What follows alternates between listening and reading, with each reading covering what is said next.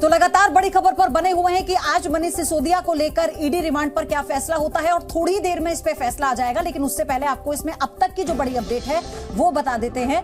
थोड़ी ही देर में ED remand पर फैसला आएगा। ये बड़ी अपडेट है क्योंकि ईडी ने 10 दिन की रिमांड मांगी है। सिसोदिया की बेल पर 21 मार्च को अब सुनवाई होगी। सीबीआई मामला है जिसमें मनीष सिसोदिया की जमानत याचिका पर अब सुनवाई होगी 21 मार्च को और ईडी रिमांड पर थोड़ी ही देर में फैसला आ जाएगा। यानी पहले जो सीबीआई मामले में बेल याचिका दी गई थी उस पर फैसला आया और 21 मार्च को अब इस पर सुनवाई होगी। ये इसमें कोर्ट ने बता दिया है। कोर्ट ने ये कह दिया है कि अब इस पर सुनवाई 21 मार्च को कोर्ट करेगा। राजू राज, प्रमोद शर्मा दोनों हमारे सहयोगी राउज एवेन्यू कोर्ट के बाहर हैं। राजू राज, और कितना समय लगेगा? देखिए प्रवधि, 2 घंटे तक सुनवाई चली। दोनों पक्षों ने अपनी अपनी दलीलें रखी।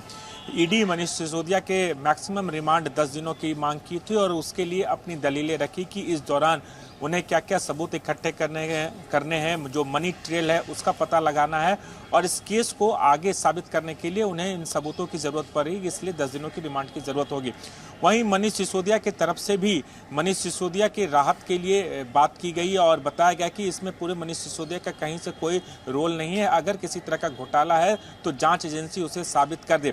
इस दौरान जांच एजेंसी की जब इच्छा होती है, जांच एजेंसी मनीष सिसोदिया को गिरफ्तार कर लेती है। वो न्यायिक हिरासत में होते हैं और वहां जब आज जमानत पर सुनवाई होनी होती है और उस वक्त उससे पहले मनीष सिसोदिया को गिरफ्तार कर लिया जाता है और मनीष सिसोदिया की तरफ से कहीं पर किसी तरह का ट्रांजैक्शन, लेन देन अगर साबित कर दे तो हम समझ सकते हैं। दूसरी जो सबसे महत्वपूर्ण बात यह है कि अब तक जिन आरोपियों को, जितने आरोपी गिरफ्तार किए गए इस पूरे मामले में 11 आरोपी गिरफ्तार किए गए, उनके बयानों का जिक्र किया और उनके बयानों के आधार पर मनीष सिसोदिया के अलावा अरविंद केजरीवाल के नाम का जिक्र किया गया, संजय सिंह का नाम का जिक्र किया गया कि कैसे इन मनीष सिसोदिया और संजय सिंह के नाम का जिक्र भी हुआ और इस पर संजय सिंह क्या कह रहे हैं वो दर्शकों को सुनवाते हैं, फिर आऊंगे आपके पास।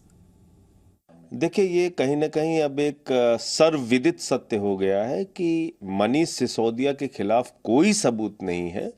दरअसल नरेंद्र मोदी जी की सरकार और भारतीय जनता पार्टी उनको परेशान करना चाहती है, आम आदमी पार्टी और अरविंद केजरीवाल जी को बदनाम करना चाहती है और मनीष सिसोदिया को जेल में रखना उनका मकसद है। मनीष सिसोदिया का उत्पीड़न करना उनका मकसद है। वरना आप मुझे बताइए, मनीष सिसोदिया के घर पे 14 घंटे तक छापेमारी हुई, कुछ नहीं निकला। गांव में छापेमारी हुई, कुछ नहीं निकला। दफ्तर में छापेमारी हुई, कुछ नहीं निकला। बैंक का लॉकर चेक किया, कुछ नहीं निकला। पहली चार्जशीट आई, कुछ नहीं निकला। दूसरी चार्जशीट आई, कुछ नहीं निकला। तो जबरदस्ती एक आदमी को इस पूरे मामले में मुख्य साजिशकर्ता आप बना रहे हैं, जिसका नाम न पहली चार्जशीट में न दूसरी चार्जशीट में कहीं नहीं। और दूसरी तरफ कर्नाटक के एमएलए के बेटे के घर पे 8 करोड़ रुपए मिलता है, उसको जमानत मिल जाती है। क्या इस देश के लोगों को समझ में नहीं आ रहा है कि आपका मकसद सिर्फ भारतीय जनता पार्टी का एकमात्र मकसद है, मोदी जी का, आम आदमी पार्टी को परेशान करो। मनीष सिसोदिया देश के सबसे योग्य शिक्षा मंत्री थे। उन्होंने दिल्ली के लाखों बच्चों के लिए अच्छी शिक्षा का काम किया, इसी के कारण परेशान है। बीजेपी सरकार 2% शिक्षा पे बजट रखती है, 2% स्वास्थ्य का बजट रखती है।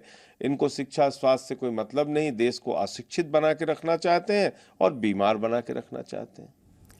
प्रमोद, संजय सिंह जो कह रहे हैं इस पर बीजेपी ने, अनुराग ठाकुर ने पहले ही कहा कि खुद ही न्यायालय बनकर फैसला देने से बेहतर है कि न्यायिक प्रक्रिया पर विश्वास रखें अगर कुछ नहीं किया तो। जी बिल्कुल, ये शुरू से ही आम आदमी पार्टी के नेता जो है बार बार ये बोलते हैं कि मनीष सिसोदिया के घर पे, उनके दफ्तर पे, उनके बैंक के लॉकर पे छापेमारी की, कुछ नहीं निकला। ये किसी ने नहीं बताया कि क्या निकला। ये सीबीआई जानती है या फिर इन्वेस्टिगेशन कर रही ईडी जानती है कि उनके पास ऐसा क्या जो मटेरियल है, जो एविडेंस है, जो कि मनीष सिसोदिया के खिलाफ है। क्योंकि इस बात को भी हमें ध्यान में रखना होगा कि इस केस को मजबूत बनाने के लिए सबसे आखिर में मनीष सिसोदिया को गिरफ्तार किया गया है। इससे पहले 11 लोगों को गिरफ्तार किया गया था, कई सारे लोगों को जमानत मिल चुकी है। और क्योंकि मनीष सिसोदिया के ऊपर अगर ये केस स्ट्रांग नहीं होता और आज जो 10 दिन की रिमांड मांगी है वो सिर्फ उन्हीं जो एविडेंस को कलेक्ट करने के लिए मांगी जा रही है जिसको वो अपनी चार्जशीट का हिस्सा बना सके और इस केस को मजबूत कर सके। क्योंकि अगर ये केस आगे ट्रायल पे जाता है और ये केस में कुछ नहीं निकलता और सारे बरी हो जाते हैं, तो उसके बाद से बहुत ज़्यादा किरकिरी जो है वो न सिर्फ सीबीआई की होगी, ईडी की होगी, बल्कि पूरा आरोप जो है वो बीजेपी भारत सरकार के ऊपर लगेगी। तो ऐसे में इस पूरे केस में जो है उसको स्ट्रॉन्ग बनाने के लिए जितने भी अभी तक का जो एविडेंस है, जो ईडी को मिला है, सीबीआई को मिला है, चाहे वो इलेक्ट्रॉनिक एविडेंस हो, डिजिटल एविडेंस हो या फिर डॉक्यूमेंट्री एविडेंस हो, तमाम चीजें उनके पास है। खुद मनीष सिसोदिया के सीबीआई ने जब इस मामले की जांच शुरू की, उसमें जब छापेमारी हुई, उसमें जब पूछताछ हुई, उसके बाद दोबारा जब पूछताछ सीबीआई ने मनीष सिसोदिया से की, तो वो दस्तावेजों के आधार पर की थी, सबूतों के आधार पर की थी, ताकि किसी भी तरह का कोई सवाल उसकी विश्वसनीयता पे ना उठे। तो हम आपसे और जानकारी लेते रहेंगे, लेकिन ईडी पर थोड़ी देर में फैसला आना है, ईडी के रिमांड को लेकर।